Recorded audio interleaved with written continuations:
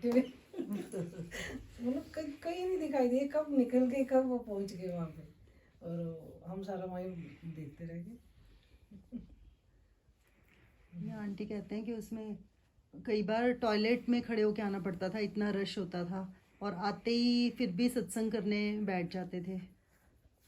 तो मीन्स हम खेचल करते हैं किसी चीज़ के लिए, हम तो हर एक काम में सोचते हैं कि नहीं ये डिफ़िकल्ट है। हाँ, अभी भी अब अगर अमृतसर भी जाना हो तो 10 बार पहले हम अपना सोचना कंफर्ट पड़ता है, सोचते हैं, हाँ। और वो हमारे को लिए ऐसे आते थे, इतने परेशान होके।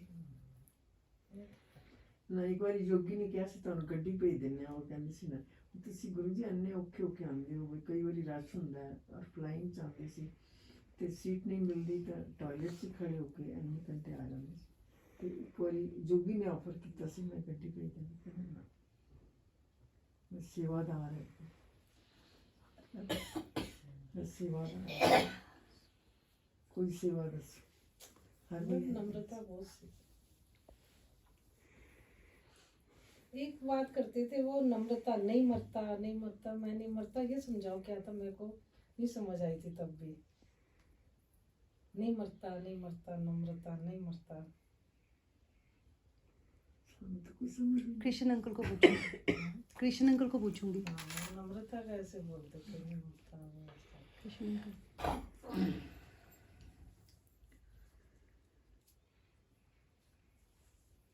नम्रता वही है ना, अपने आप को मारने से ही आएगी ना, वही अहंकार खत्म करने वाली आएगी नहीं।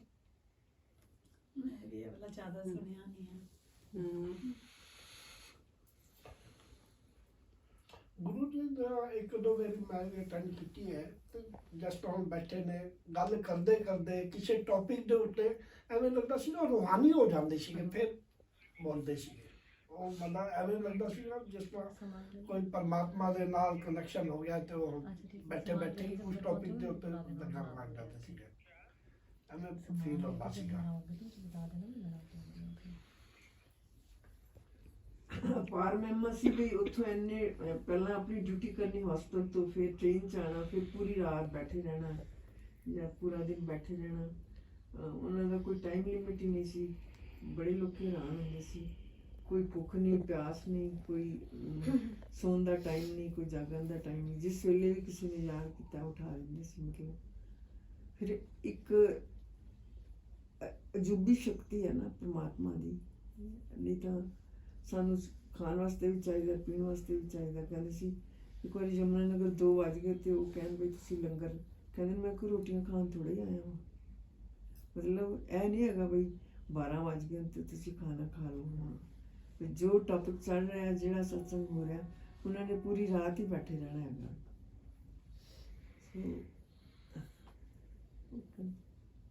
ਉਹਨਾਂ ਦੀ ਮੈਮੋਰੀ ਉਹ ਜਾਣੇ ਕਿਸ ਰੂਪ ਵਿੱਚ ਕਿੱਥੇ ਆਉਂਦਾ ਹੈਗਾ, ਔਰ ਕਿਸ ਤਰ੍ਹਾਂ ਵਿਦੇਹੀ किस तरह हो जाते हैं ना। कोई भूख नहीं, प्यास नहीं, कोई लेनी नहीं देनी नहीं। यही वो जो आप बात कर रहे थे जब मैं आई थी, तो देह अभिमान वाली, फिर ये देह अभिमानी थे ना, जैसे शांति आंटी थे कि अगर कोई कष्ट हो रहा है देह से ऊपर उठना, यही हुआ ना कि जैसे हमें तो कोई हेडेक हो रही है तो हम तो उसमें पूरी तरह से इन्वॉल्व हो जाते हैं, और सूरज सबको भी हिला देते हैं अपने साथ साथ कि मेरे सिर दर्द हो रहा है, ये ना करो वो ना करो, है ना। और वो अपनी प्रॉब्लम को महसूस ही नहीं करते थे। तो ये स्टेप हुआ पहला। तो जो इन्होंने हमें बताया, देही अभिमानी का मतलब है छोड़ना है, तो वस्तु, व्यक्ति, वैभव, इन सब चीज़ों से डिटैच रहना। ये देही अभिमानी बनने का मतलब जो है ना, ऐसा नहीं है कि मैं संबंधी छोड़ दूं।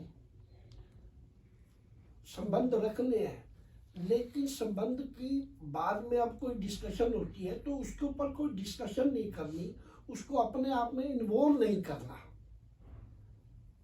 गृहस्थी छोड़ने को नहीं कहते भाई गृहस्थी छोड़ दो, भाई मैं तो आत्मा हूँ, अलग न्यारे प्यारे बन के रहना है, प्यारे भी रहना है, गृहस्थी भी चलानी है, लेकिन आपको ज़्यादा इन्वॉल्व नहीं करना। बात हुई, खत्म, दैट्स ऑल। अब आपका बेटा है, पोता है, प्यार करना है तो उसको प्यार को आत्मा समझ के सेवा करो, लेकिन उसमें मोह मत डालो। प्रेम करो। वो है देह अभिमानी का हिसाब से भी। देह अभिमानी ये नहीं है गृहस्थी भी निभाओ, सारे रिश्ते भी निभाओ, लेकिन इन्वॉल्व नहीं होना। इन्वॉल्व हो गए तो वो देही अभिमानी ही रहेगा। प्रैक्टिकली जो तरीका बताया है। अब जैसे ये कष्ट है, कष्ट तो आएगा ही ना। कष्ट तो परमात्मा कभी भी नहीं कहते कि भाई मैं तुम्हारे कष्ट ले लूंगा, वो इस काम के लिए थोड़ा बैठे हैं। वो तो एक तरीका बताएंगे कि आपके कष्ट आसानी से निकल जाए। कष्ट तो हमने अपने कर्म को भोगने ही है, जो शरीर। नहीं तो कभी कभी हमें महसूस होता था शांति आंटी इतनी पहुंची हुई आत्मा, और लास्ट में कैसे तंग होके गए। फिर बाद में जान मिला भी जो कर्मों का कष्ट है वो भोगना है, लेकिन God will help, Waheguru will help कि वो कष्ट आराम से निकल जाए। वो तभी होगा माइंड में यदि वह सोच लिया कि मैं आत्मा हूँ, ये शरीर है, तो कष्ट कम हो जाएगा। वो पेन किलर गोली वाली काम करेगा। यदि सारा दिन यूँ मेरे यहाँ दर्द है, वो दर्द है, वो फिर पेन किलर भी काम नहीं करते। तो इसलिए कि देही अभिमानी बनो, देह से छोड़ो। तो जो अब तक लगा है तो शांति आंटी को देही तो देख के मतलब लगता था आत्मा। ना कि सही देही अभिमानी है। कभी भी नहीं देखा कितनी तकलीफ थी। यहाँ देही बोलते हैं आत्मा को, आत्मा दे, अभिमानी। देह बोलते हैं शरीर शरीर को, और देही मतलब आत्मा। अब हालांकि पंजाबी इतनी समझ में नहीं आती, लेकिन हमारे माँ जी भी गुरुद्वारे जाते थे, बचपन में भी गए। लेकिन है तो सबका यही है ना, ईश्वर वो एक है। अपने आप को जो देह समझो, आत्मा समझो, है तो यही ना सब जगह। मूल मंत्र तो वही है जो भी गीता का है, मन मना भव मम एकम याद करो, वही वाहिगुरु का, वही सब कुछ है।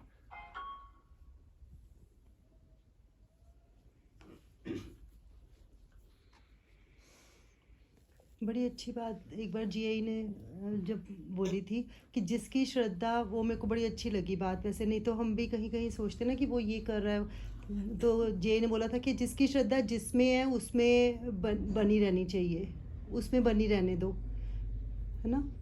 तो वो बहुत अच्छा लगा। किसी की माता पिता में है, किसी की किसी गुरु में है, किसी की, अगर वो पूरी तरह से 100% दे के उस काम को कर रहे हैं तो सभी ठीक है। आशु सब जगह एक ही है, परमात्मा एक ही है, उसका सब जगह ज्ञान एक एक ही है, सब जगह एक ही है। कोई फर्क नहीं है इसमें, कहीं भी फर्क नहीं है।